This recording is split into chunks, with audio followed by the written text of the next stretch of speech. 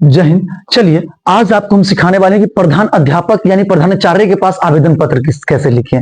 आपको बता दें, आप क्लास 10th में है, 9th में है, 8th में है, 12th में है, किसी भी क्लास में है, डजेंट मैटर। आपको बता दें कि अगर प्रधान अध्यापक पर छुट्टी के लिए पूछता है या शुल्क माफी के लिए पूछता है, अनुपस्थिति दंड शुल्क माफ करने के लिए पूछता है, नामांकन के लिए पूछता है, छात्रवृत्ति लेने के लिए पूछता है, खेल सामान उपलब्ध कराने के लिए पूछता है, या आपको चलित प्रमाण पत्र लेना है इसके लिए आपको पूछा जाता है, या आपको छात्रवृत्ति लेना है इसके लिए पूछा जाता है, किसी भी टॉपिक पर पूछा जाता है, भाई बहन का विवाह हो, है ना, इसके लिए पूछा जाता है, इस टॉपिक पर पूछता है ना, कहीं आपको भ्रमण करना है यानी घूमने जाना है उस टॉपिक पर पूछता है, किसी भी टॉपिक पर पूछे आपको जो फॉर्मेट देंगे उस फॉर्मेट में उतार देना है। इस तरह से एप्लीकेशन आपको लिख देना है, पूर्णतः नंबर आपको प्राप्त हो जाएगा, है ना, पूर्णतः नंबर आपको प्राप्त हो जाएगा।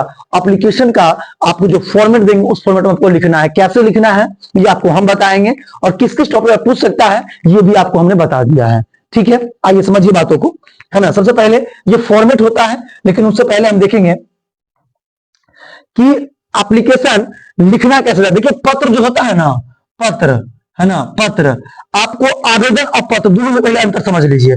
आवेदन जो होता है वो प्रधान अध्यापक, बिजली विभाग, बैंक अधिकारी, नगर निगम और पत्रकार महोदय और इस सब के बारे में ही मोटा मोटी आता है। ठीक है, इससे ज्यादा मुखिया जी या हो सकता है, हाँ मुखिया जी पर भी कभी कभी आ जाता है। ठीक है, या एक और टॉपिक हो सकता है, या प्रधानमंत्री या मुख्यमंत्री, इस टॉपिक पर आ सकता है, बहुत कम आता है, रेरा पड़ेरा आता है। लेकिन पत्र में जाता है वो पिताजी और माताश्री, भाई, मित्र, चचेरा भाई, है ना, इस सब पर आता है। ठीक है, शिक्षक या शिक्षिका, अगर शिक्षिका है तो महोदय लिखिएगा, शिक्षक होगा तो महोदय लिखिएगा, समझाने का प्रयास करते हैं। लेकिन आज जो हम डिस्कस करने वाले हैं वो डिस्कस करने वाले हैं प्रधान अध्यापक पर एप्लीकेशन कैसे लिखें। समझिएगा, प्रधान अध्यापक पर विशेषकर जो आता है छुट्टी पर, नामांकन पर, चरित्र प्रमाण पत्र पर, शुल्क माफी के लिए, अनुपस्थिति दंड शुल्क माफ के लिए, है ना। लेकिन आपके लिए हमने बनाया है कि इस किस किस टॉपिक पर आ सकता है वो सब अगर देखिए, यानी 5 दिन की छुट्टी पर, 2 दिन की छुट्टी पर, 3 दिन की छुट्टी पर, डजेंट मैटर, किसी छुट्टी पर आ सकता है।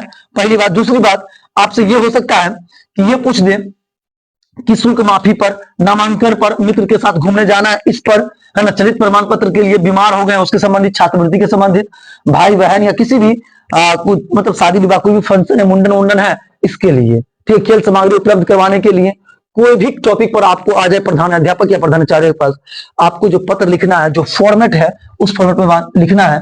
सबसे पहले हम जानते हैं कि इस फॉर्मेट में क्या होता क्या सब है, कभी समझाने का प्रयास करते हैं, समझिएगा, है ना। हिंदी में औपचारिक और अनौपचारिक, आपको पहले नहीं बताया, थोड़ा सा समझा देते हैं। औपचारिक पत्र या अनौपचारिक दोनों का 8 चरण ही होते हैं, है ना। पहले समझिए, हिंदी में औपचारिक पत्र लिखने के 8 चरण है, समझिएगा। पहला, भेजने वाला का पता।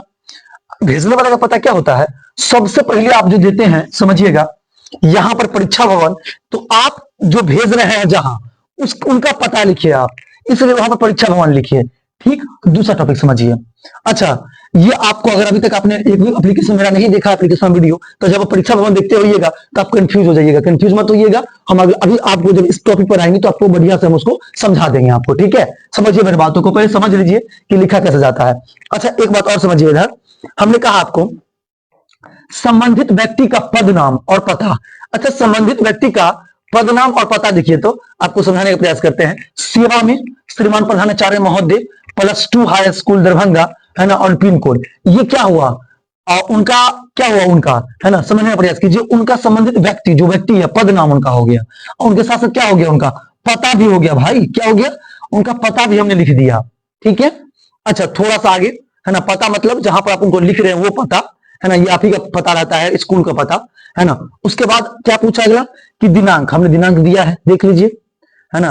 आगे आपको दिखाते हैं कि दिनांक हमें दिया है, ये देखिए हमें दिनांक दिया है यहां पर। उसके बाद है विषय, है ना, इसमें विषय क्या, इसमें विषय है डन। अगला है संबोधन, आप उनको संबोधन कैसे करते हैं, है ना। देखिए सबसे पहले आपको संबोधन दिखा देते हैं।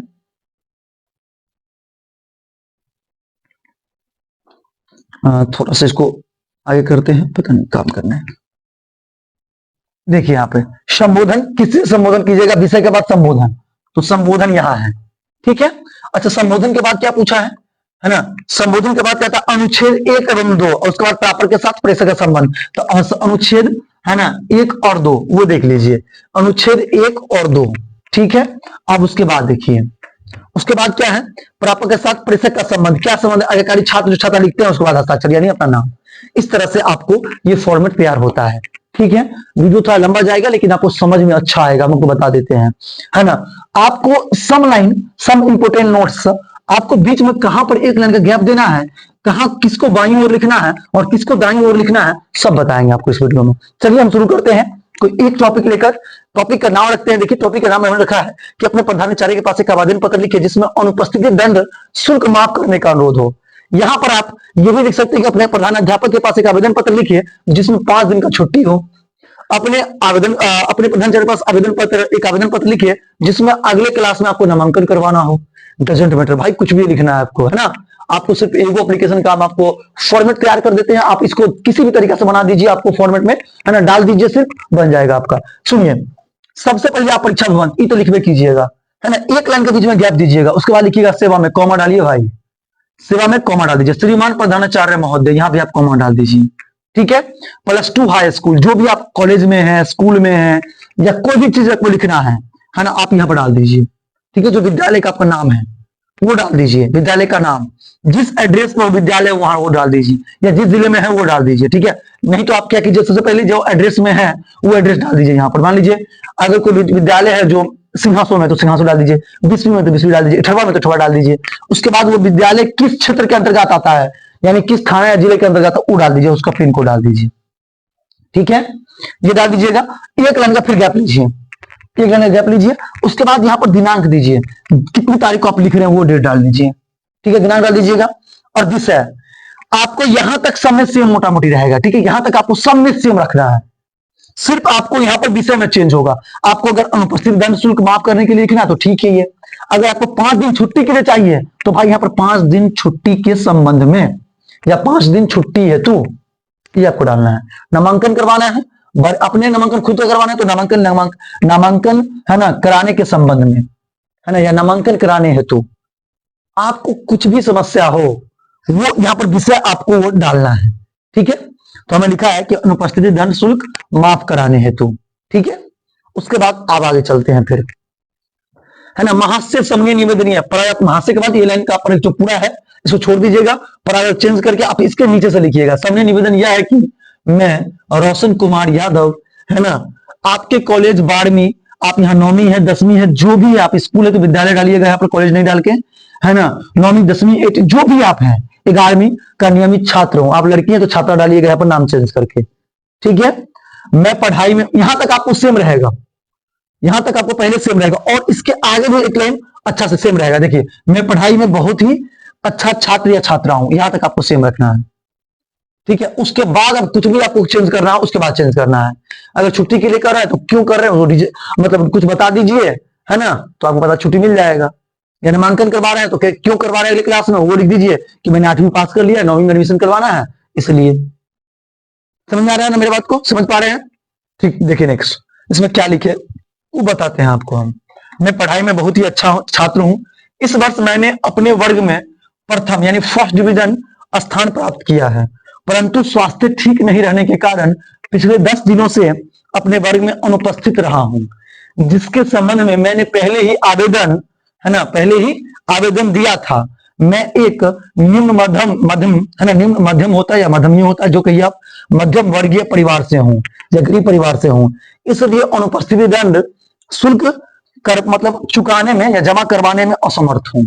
यानी कहने का अर्थ हुआ कि सर जी हम पिछले 10 दिन से हमारे स्वास्थ्य ठीक नहीं रह चले, ठीक है, डॉक्टर को लिए रेस्ट करेला, ठीक है, परंतु की हो गए हम 10 दिन आई कारण आ पैली कि हम बीमार छलिए, ठीक है ना, और ई जे अहाँ अनुपस्थित दंड वहां से लड़ रहल छिए, ई दई में हम की छी बड़ा असमर्थ छी, है ना, उतने पैसा नहीं है कि अहाँ हम दे सकूं, ठीक है, उतना पैसा हम आपको दे नहीं सकते हैं, ठीक है। पर आप चेंज कीजिएगा, फिर लिखिएगा अतः श्रीमान से अनुरोध है कि मेरा अनुपस्थिति दंड शुल्क, है ना, शुल्क, है ना, माफ कर दिया जाए, शुल्क माफ कर दिया जाए, दंड शुल्क, मुझे मेरा यहां पर लिखिएगा शुल्क माफ, है ना, माफ कर मुझे अपनी पढ़ाई जारी रखने का अवसर प्रदान करे, इसके लिए मैं आपका यानी श्रीमान का सदा आभारी रहूंगा, ठीक है। उसके बाद यहाँ पर आपको 100 धन्यवाद लिखना ही लिखना है इसी लाइन के नीचे, आधी लाइन को आपको छोड़ देना है एग्जाम हॉल में भी, ठीक है। उसके बाद लिखना आपका विश्वासी छात्र नाम, ठीक है, आप किस कक्षा में हैं, क्रमांक और उसके बाद उपवर्ग, इस तरह से आपका जो फॉर्मेट है वो रेडी हो जाएगा, है ना। बताइएगा गाइस कि आपको ये जो वीडियो हमने बताया है कैसा लगा, है ना। अच्छा लगा हो तो वीडियो को लाइक जरूर कीजिएगा, चैनल को सब्सक्राइब कीजिएगा और वीडियो को शेयर जरूर कीजिएगा। Thank you for watching this video guys, फिर मिलते हैं नेक्स्ट वीडियो में एक और नए वीडियो के साथ, तब तक के लिए all the best, thank you.